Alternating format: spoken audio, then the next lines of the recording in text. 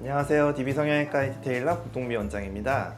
오늘 영상의 주제는 눈밑지방 재배치인데요. 그 용어가 많이 알려져서 아시는 분들은 많이 알고 계신 용어긴 한데요.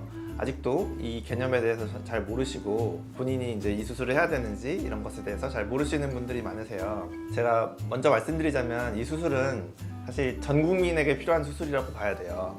그래서 이제 시기의 문제지, 보통 이제 30대 시작해서 빠른 분들은 20대 하기도 하지만 30, 40대 주로 많이 하게 되고, 늦게 하시는 분들은 50, 60대 하기도 하고, 이걸 만약에 안 하게 되면 이제 더 나이 들어서 이제 50대 이상이 됐을 때 피부가 많이 늘어나 버리면 이제 하안검 수술을 해야 되는 그런 경우가 생기게 되죠. 그래서 방지하고자 한다면 전 국민에게 필요한 수술이 맞는 거고요. 그래서 이 부분을 아직 모르시는 분들, 또 그리고 많이 제가 상담 때 하시는 질문들을 모아서 총정리를 해봤으니까요. 이것에 대해서 Q&A를 시작해 보도록 하겠습니다. 빠르게 또 가도록 할게요. 자, 첫 번째 질문은 가장 기초적인 질문이죠. 눈밑지방 재배치가 도대체 뭐냐, 어디로 열고 들어가는 거냐 라는 건데요. 눈밑지방 재배치는 제 얼굴의 사진을 이제 확대해서 눈밑지방이 도대체 무엇을 해결하는 수술인지 보여드릴 거고, 눈밑지방 재배치를 이제 길게 표현하면 경결막 눈밑지방 재배치라고 하거든요. 그래서 밖을 째지 않고 결막을 통해서 지방 재배치를 한다. 그래서 결막은 눈 아래쪽을 뒤집어서 눈 안쪽으로 들어가는 거죠. 그래서 수술할 때만 잠깐 뒤집어서 수술을 하고, 거기를 한 바늘 정도 꾸며놓고 녹는실로 꾸매고 두게 되면 밖에서는 이제 전혀 티가 나지 않는 그런 수술이 되겠죠. 제 얼굴 사진인데요. 저도 이제 눈밑지방 재배치를 했기 때문에 수술 전 사진인데, 이 파란 선 위가 애교살이고 이 초록색으로 써놓은 안화지방, 이게 바로 이제 눈밑지방이 있는 부위예요.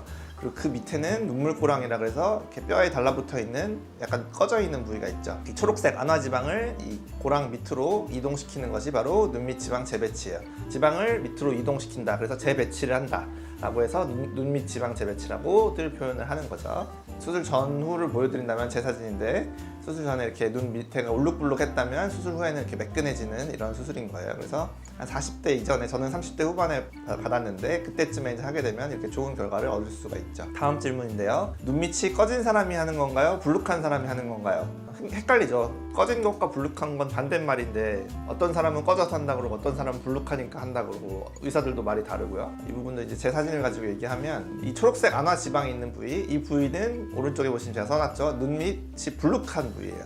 거기를 이제 처졌다고 말하기도 하고요. 불룩하니까. 밑에 보라색 눈물 고랑 있죠. 그게 이제 뼈에 딱 달라붙어 있는 부위인데, 여기는 뼈에 달라붙어 있기 때문에 꺼져 보여요. 그러니까 상대적으로 위가 불룩하니까 아래가 꺼져 보일 수도 있는 거죠. 그래서 눈밑 꺼짐 또는 눈물 고랑이라고 부르죠. 그러니까 사실 눈밑지방 재배치는 이 두 가지를 동시에 해결하는 거기 때문에, 불룩한 데는 내리고 꺼진 데는 채워주는 수술이기 때문에 꺼진 사람도 하는 거고 불룩한 사람도 하는 게 맞아요. 그래서 둘 다 정확히 보실 수 있는 분은 본인이 정확히 두 개 다 해결되겠구나 라고 생각하시면 되고, 둘 중 하나만 보이시는 분도 어찌됐든 이 수술을 하셔야 된다, 이렇게 보시면 되겠죠. 애교살이 사라진다거나 줄어들지는 않나요? 이 질문도 많이 하시는데요. 다시 제 사진을 가지고 얘기를 하자면, 애교살은 이 파란 선의 위쪽이 애교살이죠. 이거는 눈 감는 근육층이 이제 이루는 그런 구조물이 되겠는데요. 안화지방 재배치는 거기를 전혀 건드리지 않고 그냥 지나치죠. 그 부위를 밑으로 들어가는 거죠. 그 밑으로 들어가고 그 밑에 있는 안화지방을 처리하는 이 부위를 조작하는 수술이기 때문에 애교살은 전혀 변하지가 않아요. 오히려 안화지방이 불룩할 때는 애교살이 별로 도드라져 보이지 않을 수 있는데, 안화지방이 다시 들어가고 나면 원래 자기의 애교살이 더 드러나 보이는 경우도 있어요. 애교살이 늘어나는 것은 아니지만 상대적으로 그렇게 보이는 경우도 있고, 아무튼 줄어들 일은 전혀 없다 라고 보시면 되겠죠. 일부 수술 직후에 이 부위가 전체적으로 부으니까 애교살이 이렇게 평평하게 보이면서 없어져 보인다는 말들을 하시는 분들이 계신데, 그건 일시적인 얘기죠. 애교살은 전혀 줄어들지 않아요. 다음, 눈밑 지방 제거와 재배치의 차이점은 무엇인가요? 재배치할 때는 지방 제거 안 하냐, 이제 이런 질문들을 하시곤 하는데, 가장 큰 차이는 그거예요. 눈밑 지방 제거는 안화지방층까지만 들어가서 여기서 지방을 일부 빼고 끝내는 거예요. 그렇기 때문에 불룩했던 부분은 해결될 수가 있죠. 하지만 이제 두 개의 가장 큰 차이점은 이거예요. 그 보라색 눈물 고랑 있죠.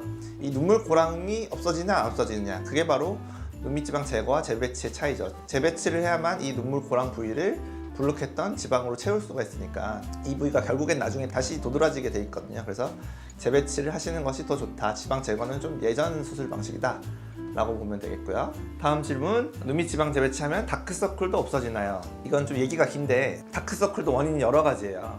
알러지 비염이나 부비동염 등에 의해서 이제 정맥 우려, 피 순환이 잘 안 돼서 보랏빛으로 다크서클이 있는 분들이 있고, 그다음에 이제 피부에 굉장히 까맣게 착색되어 있는 그런 다크서클도 있어요. 그래서 두 가지 다 섞여 있는 분도 계시는데 어쨌든 눈밑 지방 재배치를 하면 신기하게도 이 뭐 색소를 빼거나 뭐 사실 뭐 혈액 순환을 직접적으로 개선시키거나 하는 것은 아닌데 지방 재배치를 하고 나면 특히 다 보랏빛 다크서클 있는 분들 있잖아요. 정맥 우려례가 많이 개선이 되세요. 그리고 뭐 까맣게 색소 침착이 좀 되었던 분들도 많이 옅어지시고요. 이 부분은 사실 과학적으로 설명할 수는 없지만 실제로는 많이 없어져서 저도 이제 다크서클 없어지냐고 물어보시는 분들한테 다 없어지지는 않습니다. 끝나고 수술 이후에 피부과 가서 레이저 치료를 좀 하셔야 될 수 있어요 라고 설명을 드리고 수술을 하는데 실제로 수술 결과 보면은 레이저 치료가 굳이 필요 없을 만큼 개선되는 경우도 많다라고 볼 수가 있어요. 눈밑 지방 재배치는 몇 살쯤 해야 하나요? 이거는 사실 정해진 바는 없어요. 대부분은 30, 40대에 많이 하긴 하는데요. 20대부터 눈밑이 불룩하신 분들도 계세요. 그러면 일찍 하는 게 좋아요. 그러니까 한마디로 그 시작 시점은 자기 눈에 만약에 눈밑이 문제가 어떤 거슬린다, 거울을 봤을 때 자꾸 뭔가 보인다, 불룩하든 꺼져 있든 다크서클이든 그런 문제가 있으면 일찍 할수록 결과는 더 좋아요. 그래서 놔두면 나이를 먹으면 무조건 악화되는 것이기 때문에 그냥 눈에 거슬리면 일찍 하시는 게 좋다라고 되겠고 5, 60대의 경우에도 피부가 아주 많이 늘어나지 않은 경우에는 하안검을 안 하고 눈밑 지방 재배치를 할 수도 있죠. 그러니까 그거는 상태에 따라서 해볼 수도 있다라고 볼 수 있어요. 그래서 20대부터 60대까지 할 수 있는 수술이 눈밑 지방 재배치가 되겠고요. 눈밑 지방 재배치 하안검 수술의 차이점이 뭔가요? 저의 기준상으로는 저는 하안검을 할 때도 눈밑 지방 재배치를 꼭 하거든요. 그러니까 이제 눈밑 지방 재배치는 한마디로 피부를 째지 않고 결막 눈 안쪽으로 수술하는 것이고 하안검은 피부를 좀 늘어난 피부를 절제하고 그 다음에 들어가서 눈밑 지방 재배치를 하는 것이에요. 제 기준에는 두 가지의 차이는 피부를 절제하느냐 안 하느냐 딱 그 차이인데 일부 이제 전문의가 아닌 병원들 또는 하안검 수술을 굉장히 싸게 수술비를 받는 그런 병원들에서는 하안검 한다고 해놓고 눈밑 지방 재배치는 생략하는 병원들이 있어요. 그러니까 피부만 절제하고 꼬매고 끝낸다는 거죠. 그러니까 싼 거예요. 그래서 그런 부분은 좀 잘 알아보시고 하시는 게 좋겠어요.